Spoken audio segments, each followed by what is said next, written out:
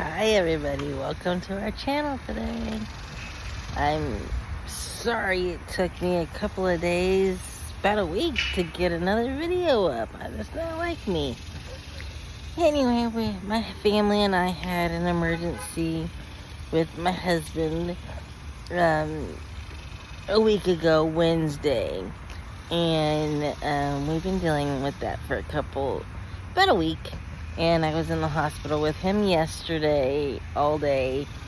And I was in the hospital with him all day today, up until about an hour ago. So it's been about over 24 hours that we've been in the hospital. Anyway, we're home now. He's home resting, and it's all gonna be good. That brings me to the topic I wanted to talk about today, or this week, and that is healthcare advocacy and taking your own care into your own hands. No matter how old you are, you have that right to take over your healthcare and ask as many dumb questions as you need to get the answers that you need. And anybody smart will say there are no dumb questions, which there really isn't. With the experience with my husband started last Wednesday, just 5 days ago.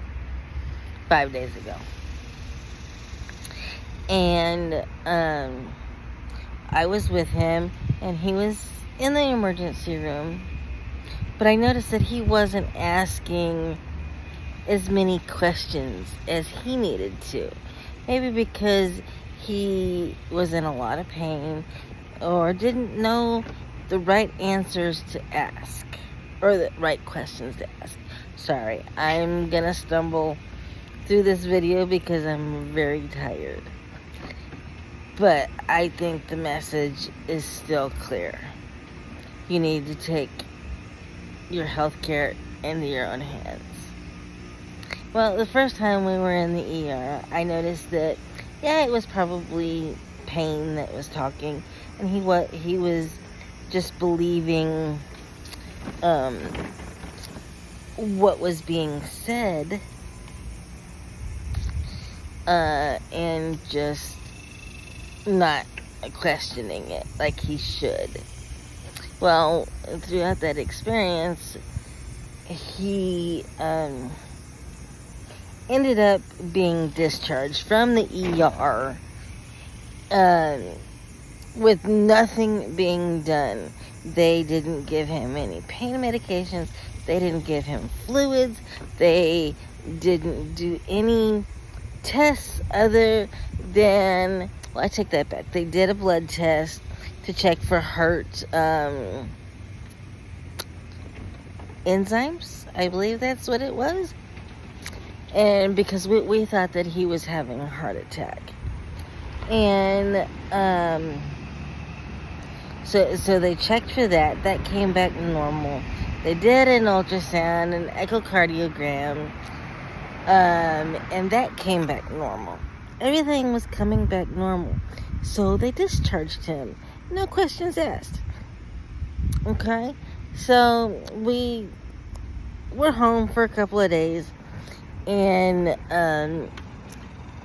I finished out the week and ended up going to Houston to go see some family. Dealt with some family down in Houston. And then we came back yesterday. Well, we were home Saturday. Came back into the ER yesterday because of the same symptoms, but they were worse.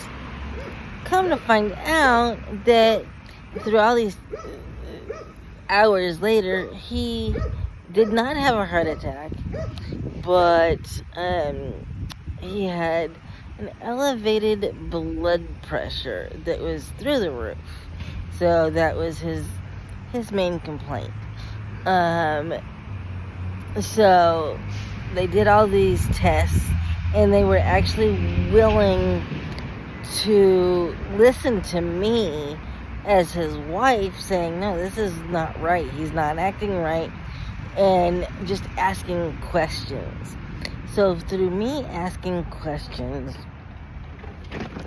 he learned, through me and my helping him, that he needed to ask the right questions and be available to listen to what they were saying, but make sure that they understood what he was saying and understood what I was saying. So after, I don't know, 24, 48 hours now, he is home, we're home, and we got the answers that we needed. They really couldn't do anything for him in the ER because all the tests came back negative.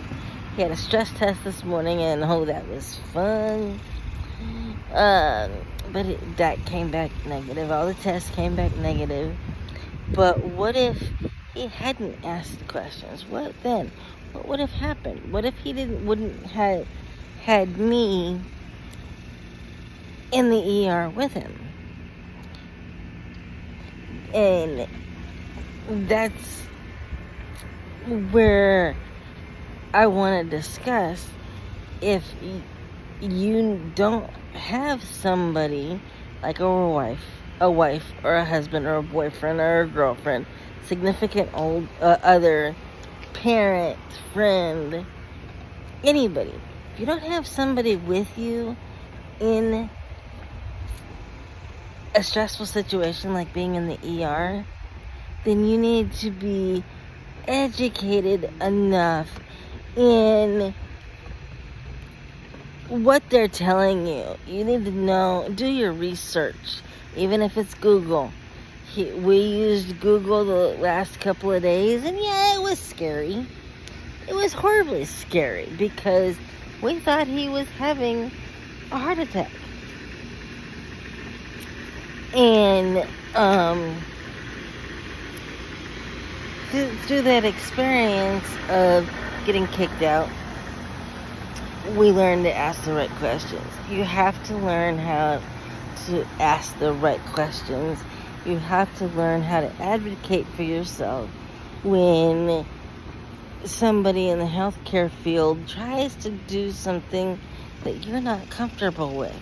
Or if you're not comfortable with a medication, don't be shy and speak up when they say, oh, I'm going to give you XYZ. Say, no, I'm not really comfortable with that. Can you give me something else? But also, you have to know that you have to give them a reason why you don't want XYZ. If it's an allergic reaction, if it's just you don't like how it makes you feel, and so on and so forth. You need to tell them why you don't want that medication, or they'll just take advantage of the situation and give you something that could really harm you. So my advice is educate yourself before you are in a life-threatening situation, and don't be afraid to speak up. Learn to speak up. Learn to make somebody mad in the emergency room, even if it's a doctor's. It's their job to listen to you. It's their job to make sure they're giving you the best care possible. And we can only do that by advocating for ourselves, learning to advocate for ourselves. So, I know I'm rambling now. I'm sorry. I'm really tired. But this next video that I do, I won't be so tired. And I hope that you guys take to heart what I'm saying. Advocate for yourself. Learn what questions to ask. Don't be afraid to speak up. And make sure, keep them on their toes. And also, don't be afraid to call a charge nurse if they're just not doing what you feel they need to be doing.